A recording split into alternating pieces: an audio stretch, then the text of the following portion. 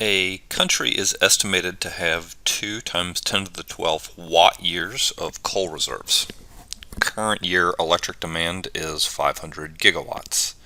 How long will the coal reserves last if demand increase is 3% per year, continuous exponential growth, and the efficiency of the coal plant conversion process is 100% or 30%?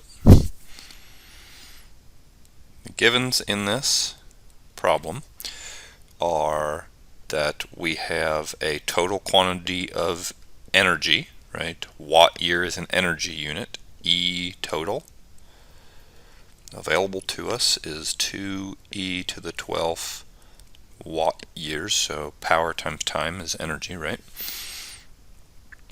We know that our current electric demand is 500 gigawatts, so that's P0, the current power is 5 in year 0, 500 gigawatts. And we were told that the coal reserves, the demand increase is modeled via a continuous exponential function with an alpha of 3% per year.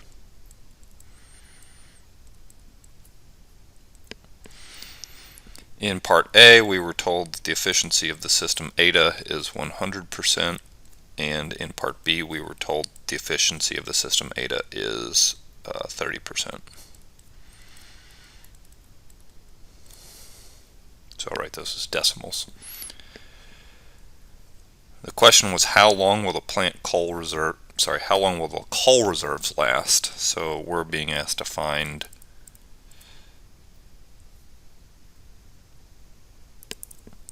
the year t. Okay. So we have a relationship for a power plant. We've got some sort of energy in, some sort of energy out from that plant. The relationship there is E in times the plant efficiency is equal to E out.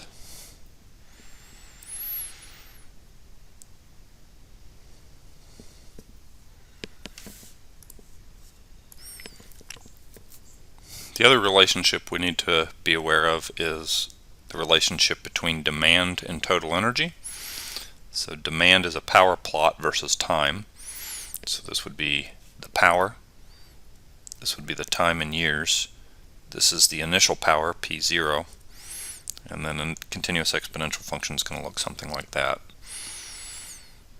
Because the product of power and time is energy, if I integrate this curve here up to some year t, I'll find total energy.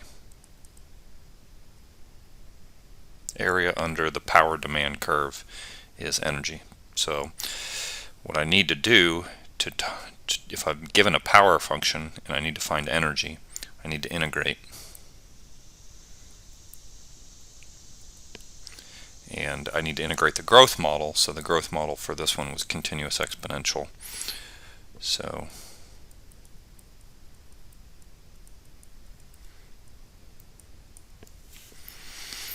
that's the two concepts that we need to combine together in this problem to come up with a solution.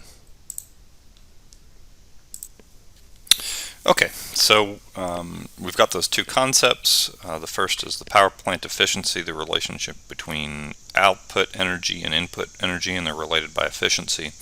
And for if I've got a power demand curve, how I can calculate total energy there. This is going to be, of course, this was a power demand curve, so this is E out is equal to that. I gave the formula in the textbook, but if you're curious how to do this integral, just because it's, as an engineering student, it's always good to do integrals and make sure you're brushing up on your calculus. I'm going to replace that Q0 with a P0 because we know that for this particular curve, that's a power curve, so I want to do that integration right there. P0 is a constant, right? It was 500 gigawatts, so E out is equal to P0 integral from 0 to t e to the alpha t dt. So I pulled out that numeric constant out front.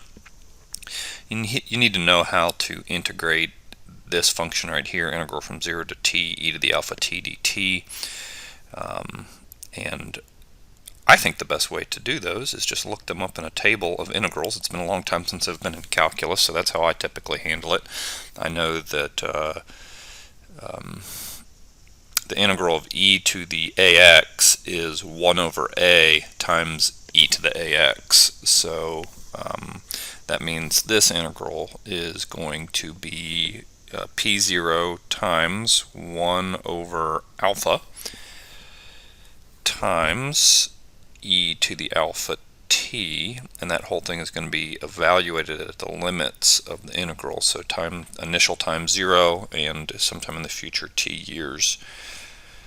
So there's only a t in this portion right here, so we can combine these terms, and so we get p0 over alpha times e to the alpha t minus e to the alpha times 0.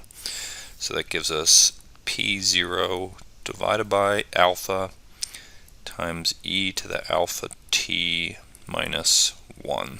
And that formula was given in the textbook, so you can go straight to that if you want, but that's how the integration works if you're curious.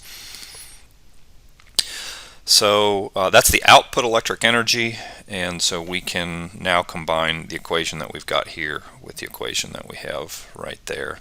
So En times eta is equal to P0 over alpha times e to the alpha t minus 1. Can't get my pen to write that t very well. There we go, that looks pretty good. Okay, and what we're trying to do here is we're trying to solve for how long it will last. That was the problem statement. And so we're trying to isolate this t here, so we need to do a little bit of algebra. First we're going to move this to the other side, so we're going to get En times eta times alpha divided by the power, and that will get rid of this term, and then we can add 1 to that. So skipping some steps there, but I've already done those in previous videos, so you get that. We learned that to solve this you need to take the natural log, so we get the ln of En times eta times alpha over P0. Oh, left off a term there. My apologies. The ln of this is just going to be equal to alpha t. And so t, how long the fuel input reserves will last, is going to be 1 over alpha. Not really good at my alphas today. There we go, that's better. 1 over alpha times the natural log of the total input energy available to us times the efficiency of the conversion process that we're using times the growth rate of our demand curve divided by the initial demand plus 1. And so for part A, T is going to equal 1 over 0.03 times the natural log. We had a total quantity of input energy available to us of 2 times 10 to the 12th watt years. Growth rate again was 0.03 per year. We need to divide that by the input power, which was 500 gigawatts, I believe, 500 gigawatts, so that looks like a 6, that's a 0. 500 a giga is e to the 9th. Watts, and then we need to add 1 to that. And so simplify that expression and you get T equals 3.78 years for part A. That's if the process was 100% 100% efficient. You'll notice I didn't multiply by eta here because it was 1. In part B, we're going to use the same formula. T equals 1 over alpha times the natural log of the input energy available to us. This time I do need to multiply by the efficiency eta here because it wasn't 1, so that's 0.3. I need to divide that by P0, which was 500 e to the 9th watts. Oh, I forgot to multiply by alpha. Hopefully you caught that.